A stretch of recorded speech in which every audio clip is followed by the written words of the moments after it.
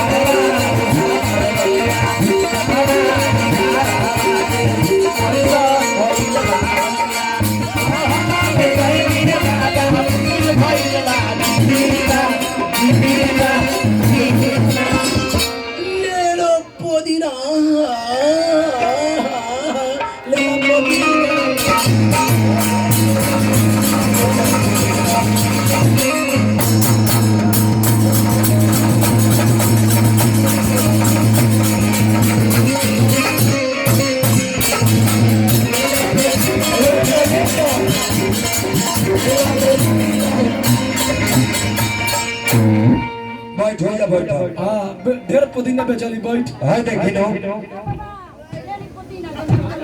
ले ली गैस ना होई ले धाले पहले ही कोनी हो हां कि विद्वान के क्षेत्र हो तने हाला शांत रहो हाला हां चुपचाप हाला गुला करी लो अच्छा पुदीना ना हो तो कोनो घासे न हो हां खाली गैस ना होई मानी कतना ही निमन बात कनी है के तने विचार को के सुनक बस सबका हां कहतनी है कि जिसका विचार बदला नहीं हां उसका व्यवहार बदल कर क्या होगा जिस रेडियो का स्पीकर खराब हो एजल ठीक बा हां एजल बहुत ठीक बा निमन बा लेकिन कहतन की जावना मेहरारू के हाय हाय एज खराब बा बच्चादानी खराब हो ए मर्द लगा देखो तो आंखियों में लाज लागो ताको उम्र कहां गई बच्चादानी के कना करे हो कि ना कहां बनी रो बच्चादानी कहनी महाराज रे बच्चा और बतू लगाओ तनी रो अपना उम्र पर ख्याल करी महाराज आंखियों में लाज लागत रहुआ चारा मर के दुगला बैठेगा भाई बोली पर ध्यान दी धरते का हम कहत नहीं पर ध्यान दे हां एजे सब माता बहन बैठल बा हमरा घर के एजे सब बैठल बा एजे बच्चा दानी के हां बात करत नहीं तेरी की जय हो हे दुर्गा जी पोर का फुटा दे हां कहीं पोर का नहीं फुटा दे उम्र देखियो उम्र हां अब बात देखी जिसका भातार खराब हो तार हिती लइका को बात कहत रहे हमने खाने हां पूरे के ढोत नहीं रहो हां यहां का अमरूद यहां का बुद्धि अमरूदी पर चढ़ गई सुनी और कहत हां गलत बात का प्रयोग ना करे हां तो देखिए ना बाबा हां रे हम ढेर कुछ ना कहो ना एगो हमरो से बात सुन ली हां धान जननी हां बाकी लतरे निकलो हां चाना जननी हां बाकी खोकरे निकलो हां बाबा खिसिया मत अबू हम काहे कहत नहीं धान जननी बाकी लतरे निकलल चाना जननी बाकी खोकरे निकलल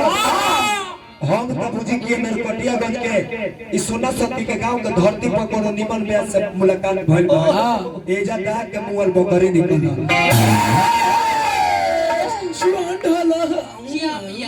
रहा हो रवा कन्या कोने ना ई बात रोक नहीं कहा रवा बोलिया की कोने हां कहल बा की बात ही से देवी हो दुर्गा प्रसन्न हो हां बात ही से चतुर लोग लाखर कमात है हां बात ही से शत्रु मित्र बात बात ही से हानि लाभ, बात ही से नीचा से ऊंचा चढ़ जात है। कहे कभी केशव दास सुन लो सुजान लो, मानुष के गात मन शरीर होला, मानुष के गात में एक बात ही कर बात है, अगर बात बिगड़ जात है अनंत बाबा तो लात जूता खात है। बोली पर ध्यान दे। रवि वही जब बनी वो अब जाता नहीं रवा भी कहता नहीं कि तारा क्या कमलवा सुनता ढेर हाल बाबा बना बारे अरे वो होगा वाले। हां 2 बजे बंद कर दो नहीं सुन ले। हां जी एक हाथे झाल बजा लो तब लोग के बैठा दिया। हां जानब तब नो। हां परदुमन के नाम धनी है। हां पूछ सुमिरन को बैठा दिया गई। पूछ ली फोन करके अभिषेक गौला हुड़का बजाला नाल बजाला। हां 1:30 बजे सीट दिया लोग का है मेरी पागल है गाजी ध्यान दे लोग कुछ को हम ना नहीं दे को तरीके का तो हम हेगा कोई नहीं हो और रूपम बाबू रवा हेगा करत नहीं। राम राम राम नरकों में जगह ना मिली अरे बा हेगा कोई नहीं हो। देखिए जितना बात भाई है का बाउरे चढ़ जाता है और रवा का तो हेगा करत। हां देखिए देख ले उम्र देखी हे बाबा तरीके ए पर ध्यान दे। अरे बाउर बात बोला। हां ते पर तने ध्यान दे बात पर। हां तने खड़ा होता है ना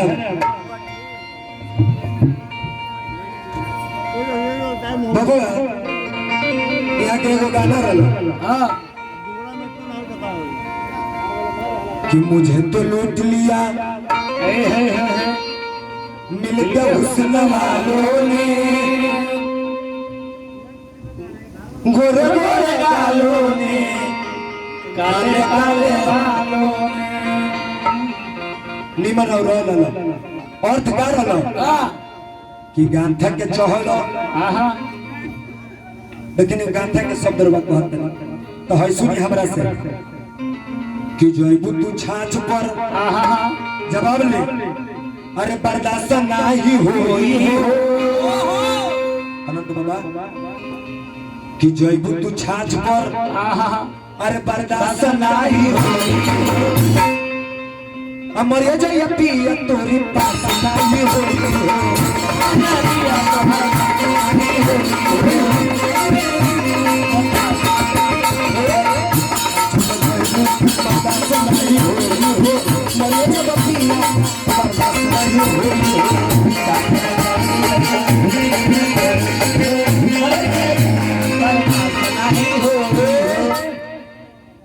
बैठ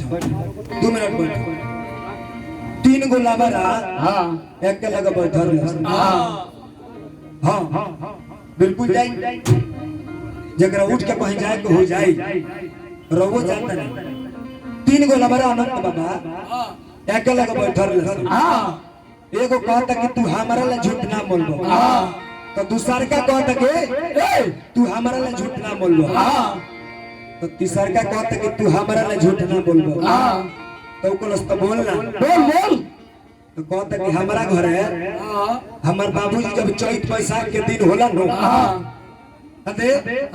चैत बैसाख के दिन होला तो हमार बाबूजी 4-5 गो बोरा लेके आ उगानका घामवा बोरा में कौशल है। तो पूछलस काहे खातिर है तो जब ठंडा के दिन आवेला नो तो हमनी के 200 करा जाई के जरूरी ना पड़े ना बोरवा सिरहानी लगा के सुता रहे तो पूरा घरे घर में रहे तो कोले सच्चो ही झूठे बाए दादा। हां तो दूसरा का कहत बोलला झूठ हमार सुनो हमार बाबूजी किसान हवे।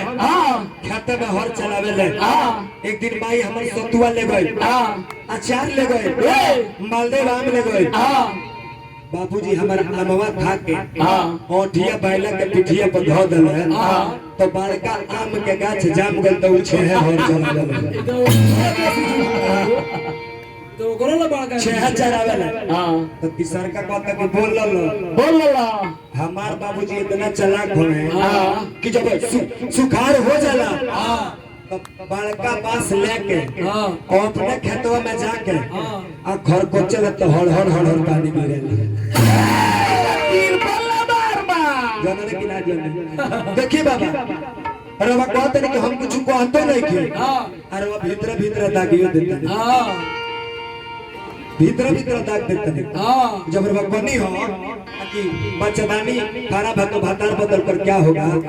तो 3 आदमी हमरा से आके कहल रूपम बाबा हमार गांव ऐसा हो कि जब बाउर हुक्म ना करेला एजा गीत के जवाब गीत से होला कथा पर संगावे के चाहिए और वह कहतन के कदू रम करम आज कर कौन जरूरी बा काहे नहीं है तो शुरू रहुआ काहे ना कहनी हो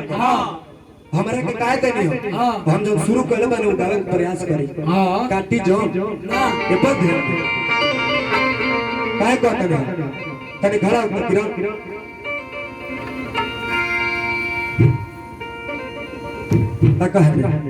वो में अंगुरी मत लगाओ कितना एगो गलत बात भइल अनंत बाबा पर बात नहीं है कि ना जब ये गली हकली हक ले ला पुदीना ये नाल जो है इससे बस ये जब बजता है तो कलो का मिलन होता है गीत सजता है हां जी और वह नाल प्रभात बाबा नचनिया का अच्छा लगा हार्ड कलाकार बनी है के देख ले देखिए विचार करें साज हार्ड का साज और नचनिया के पीछे लगावत नहीं हां यही से कहत नहीं कि पूर काहे के फूट जात रहे ऊपर ला धरहु के ना चाहिए है तो बजावत ना भइला बड़े लोग के चूतर के नीचे नहीं अंदर खानो लगा ये गलत बात ये वाला के ना करे के चाहिए हां ए बाबू काहे बता है समय पर जे काम ना आवे हां काहे के भाव हां भजन सुनी बाबा भजन आदेश साहिब के पर्दे में रहता गावे के बाद तो गीतिया का जवाब देनी है भजन सुनी है तो हरि गुण गाय के तो हरि गुण गाय के और जीवन बनल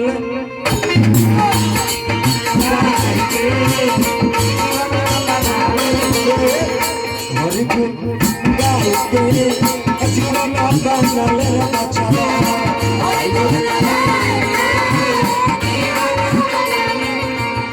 काय कहत उहे हर देवकी नंदन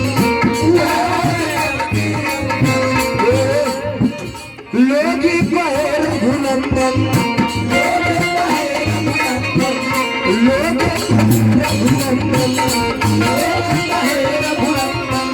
काहे हो उन्हीं के जप के उन्हीं के जप के कर्म निभालन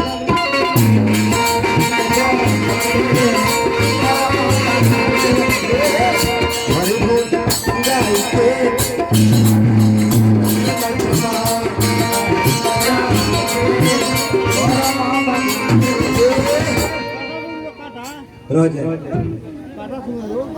हरि के नाम लेला पर रह नहीं जाता नहीं हां कई तनी हमरा निमन नहीं कर हरि के नाम गाला पर रह नहीं जाता नहीं तब बाउर गाव जाता तो कमेंट आता कि नाम बाउर मत गाइलो हां जब नींद लगी तो ओकरा काल लेबनी कोनो में हमनी के भलाई नहीं कर रहा पर बात बाबा कोनो में भलाई नहीं कर रहा लाइदारी गाई ता देश होता कि बाउर मत गाई आ जब प्रभु के गीत गाई तर बोलन जइबे करो आ छोरी नींद लागत 1:30 बजे गेलो का पर घर अब बैठ कथा का बैठ कोनो में हमनी के भलाई नहीं कर कथा हो जा रहलो कि राम करम दोनों भाई तपस्या कइले बालो हां करम मर गइल बड़े हां आ राम पर अग्नि तो खुश भइल बनी हां ना बाबू हां वरदान मनोदर कहतनी कि बेटा तारा का चाहि बोल हां बोला बोला कि बोल बेटा अरे का चाहि तनी चाय है जा आदेश है लगे चाय आ गए तो बोल बेटा अरे कहा चाहिए हमसे तो मांगो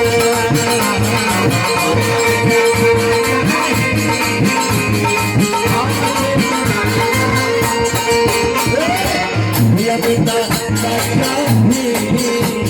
हमसे तो मांगो ना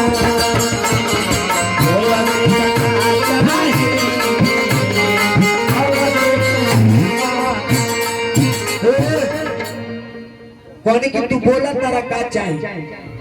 तो कलश के बाबा हमरा के ऐसा न पुत्र दी आकि केहू से मरइबे नहीं करे हां अमर हो गए तो कहले कि सुनो ए जे धरती पर आइल बा सबका मर जाएगा बा ऐसा वरदान तरह का हम नहीं दे सको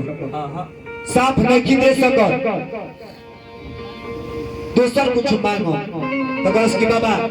ऐसा ना हमारे के वरदान दे कि हमरा एगो वीर लड़का होगा तब कहले कि जा तारा लड़का होई तो कहले कि बाबा हमर तो बियाह भइल नहीं थे तो लड़का होई कहां से हां तो कहले कि जा जइबो तो रास्ता में माइक लागल बा मोर हां रास्ता में तारा स्त्री जाति को कोनो चीज पर पहिल का नजर पड़ी हां ओकरे पर तार मंडिक जाई ओकरे पर मंडिक जाई त देखी कितना निमन भाव बा आ चलल बड़े कपाई वरदान हाय हाय हाय हाय अरे भइले घर तेरा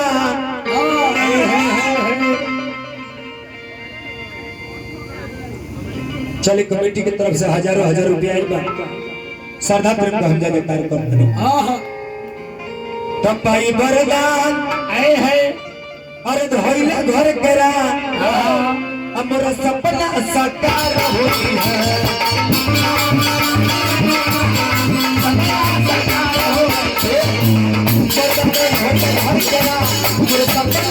साकार होई है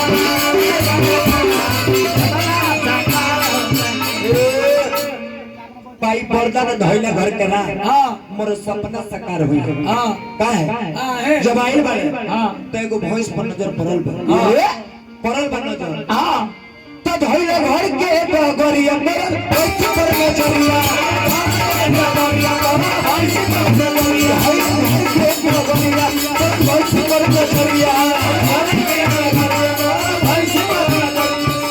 काहे कहत काहे तब देखी हिल गई हर मनावा के तार देखी हिल गई ले मनावा के तार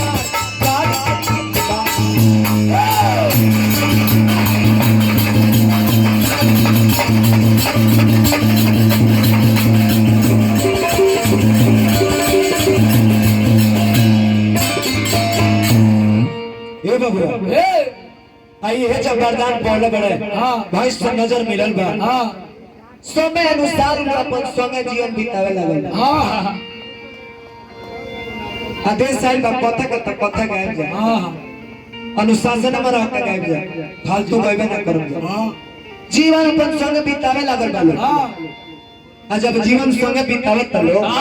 त अचानक एक दिन भैंस गर्भवती होती है भैंसिया एक दिन चरत रहे तब तक लेगो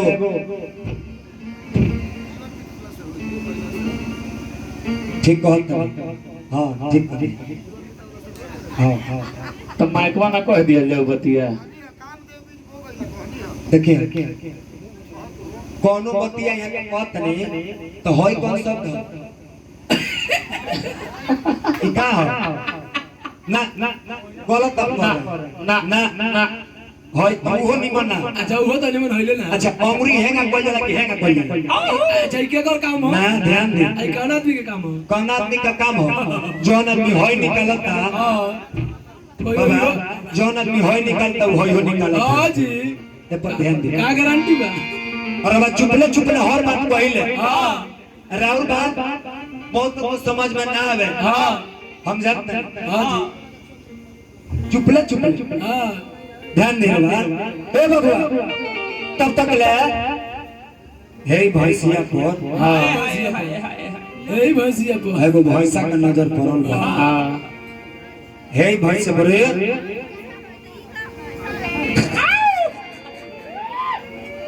ई तो सच हो जीव गले आनंद भैया कि हम भैंसी हई तू हई साढ़ ही रे महाराज तू भैंसी हो सकतारू हो सकतारू परेशान ना हो रहो लेकिन इस साढ़ नहीं की हो सको अच्छा हां हां हां ठीक बात कर तार अनुभव बा जहां कहलू आई है जब ओकर नजर पड़ल कत करे ई हमार प्रोडक्ट हो बैठिए तो तूने ढाई देखी हां भैंसिया पर जब नजर पड़ल बा भैंसवा के अनंत बाबा तो कहता है हमार प्रोडक्ट हो आई कोई मनुष्य के संगे घूमत दिया काहे घूमत दिया का है हमार माल ई लेके घूमत हमार माल ई लेके घूमत ना देखी बाबा का कहती कोइल बा लागल बच्चे हटे लागल बच्चे हटे तले रम के नजर पर बल गेले अरे ए ई त देखत नहीं कि हमरा मेहरारू पे नजर डलला देखी भैंसा है लेकिन तब रम के ओकरा प्रति प्रेम रहे जा को के सुनो कि हट जा हमारा भैंस के लग से पहिल बात बिचारी तनिको जे तकरार तू करबो अरे दे हो बतो हके मारी बोले कि भैंस पर भौती बिया बाबू अशोक आ एकरा से तू अगर झंझट में सहबो तो हमरा तरह लड़ाई हो जाए लड़ाई हो जाए राम कहता कि हमार बात मान के छोड़ दे भौती बाड़ी तबले वही भैंसवा में रम में लड़ाई छेड़ गई अरे लड़ैया भैली भारी अरे लड़ैया भैली भारी लड़ैया भैली काहे तो दोनों जाने दो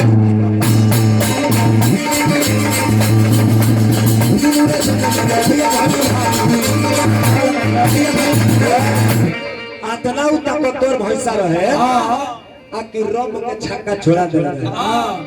बहुत ताकतवर रहे तो दोनों जन लड़ाई में रम के देहल समारी तो दोनों जन के लड़ाई में रम के देहल समारी तर अगुवैया भइला ना अरे अगुवैया भइला ना तो चलियो चलो के धारी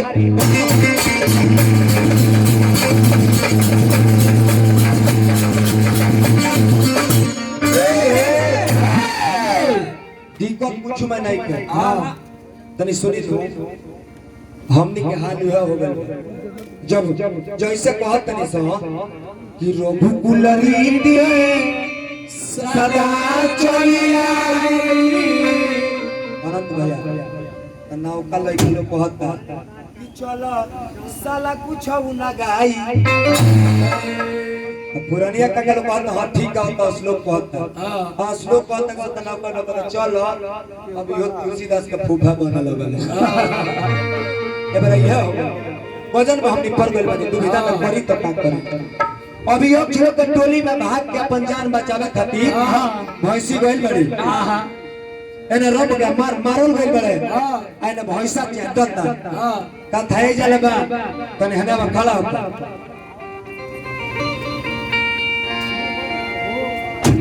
चौधरी जी तने हन तक रहे हां बुझी मजबूरी ये तुम्हारी आंखें इतनी अच्छी लगती है हो न जनिया खानी माइक में मत बोलत ना काम कला का बहुत मानी ले मनी हो तो मन ले भर मनी है ओकरा से ज्यादा ना एगो हम गीत सुनाओ त नहीं शायद ये गीत राउर होइले ना देखिए बाबा ध्यान दे कह दिया कैसे तनी बोलो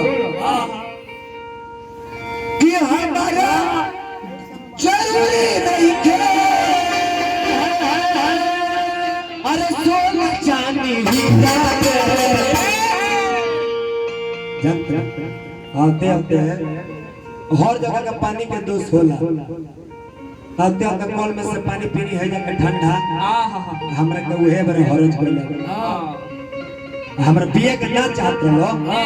लेकिन आते आते हम पानी पिए नहीं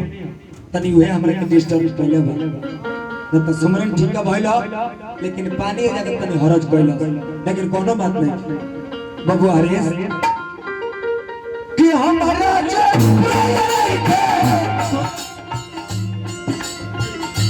सोना चा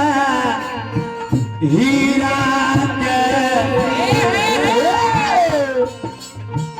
सोना चांदी कि मन हम जरूरी बा जवनिया के हीरा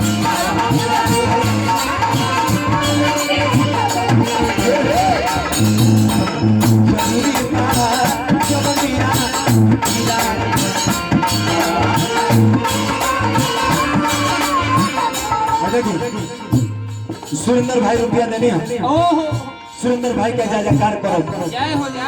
कलाकार के मेन चीज का हो, कलाकार के मेन चीज हो आवाज। तनी आवाज में हमारा पानी से फर्क रखने खातिर 10 लोग का हम क्षमा मांगता हूं। क्षमा मांगता हूं बाबा। ये गीत सब है गावेला रवो बोले बने, लेकिन ये गीत के हम अलग गाई। एक बार बहुत व्यास लोग गीत का मोबाइल में सुना देता। हां बहुत ये मौजूद कि मर हम जरूरी बन बाहरी जा कि मर हम जरूरी जवनिया के हीरा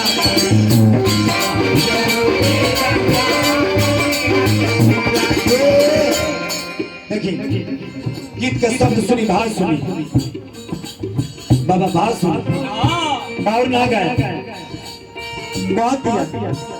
खोइला ना दिया ना कोई लोग चाहत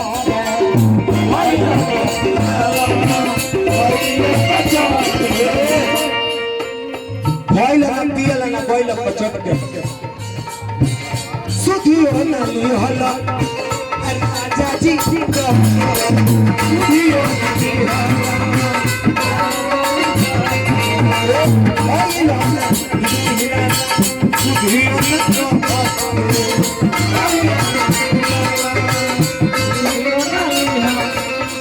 ना के करा ना चलो अरे मोहना ए मीरा के करा बाबा ये बर्तन हम हो गजन में बानी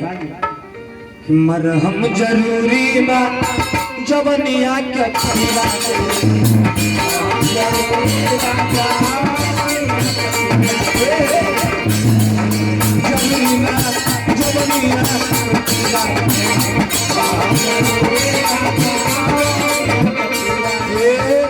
समय बता दे बनंत भैया, समय बता दे बनंत भैया। 6 मिनट अंत पर कह दिया क्या कह दिया पिया बाती बड़ा तीरा दही पिया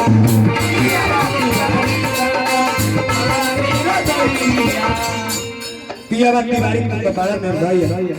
दे दे ले लिए एटीएम बाबा से पैसा एटीएम बाबा धरम के चौक हाँ गाना का 100 रुपया नहीं स्वागत करो हाँ है देखो बाबा साथ दिया पिया तिवारी तू तो बड़ा मेरा नहीं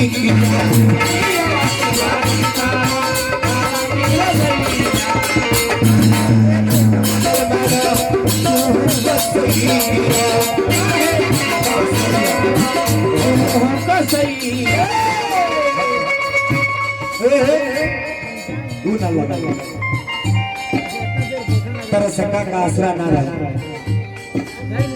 काहे तो पलवा टाइम नहीं है पर ध्यान नहीं देगा संजय बाबा कि तोहरा से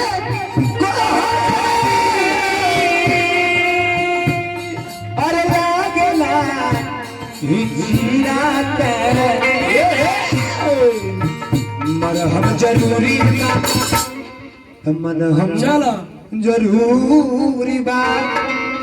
अरे जवनिया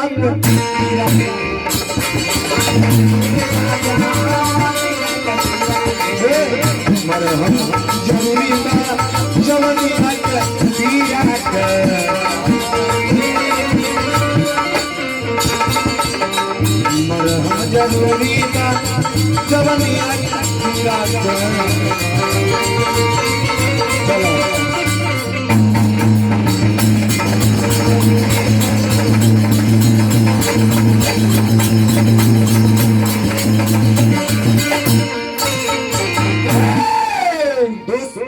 क्यों मैं नहीं कह दोस्त नहीं हमारो बाबा साउंड वाला भाई जी रहू में दोस्त नहीं कह हेमत दोस्त बा कोनो बात नहीं कह आई तो नहीं तुम हमने के जय बोले संजय बाबा देखिए बाई बात नहीं खबर है कहते साइड बा ए पर तन ध्यान दे न तो हम बोल ले रहते रवा बच्चादानी अलग पानी हम अगर 5 गो कहती लेकिन हम ना कह ये लोग कोई की जवाब ना देवे अंत में कहे के कैसे देखिए आनंद बाबा 5 से 5 को धोआ नहीं कर सकता 5 से 5 को नहीं कर धोआ सकता 5 धोवाई तो पानी से धोवाई जननी की ना ऐसे कहे के बाबा श्री राम जय जय राम आजा तो श्री राम जय राम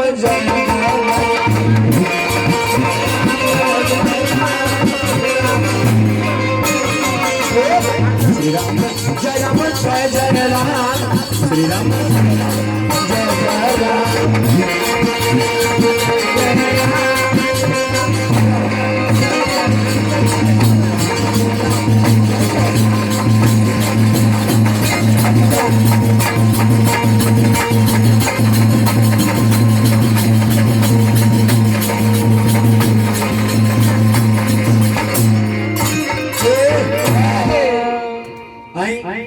बाबा से सुनल जा बाबा समय पर बंद करे दो समय से नहीं कहो कोनी हम बाबा आ कि सारा लोग त भागा दहलो तो अगर रवा अच्छा कलाकार हुई तो बुला दी अच्छा कलाकार हुई तो बुलावे जाए वाला जाए ना 2 बजे कबो चल जाला।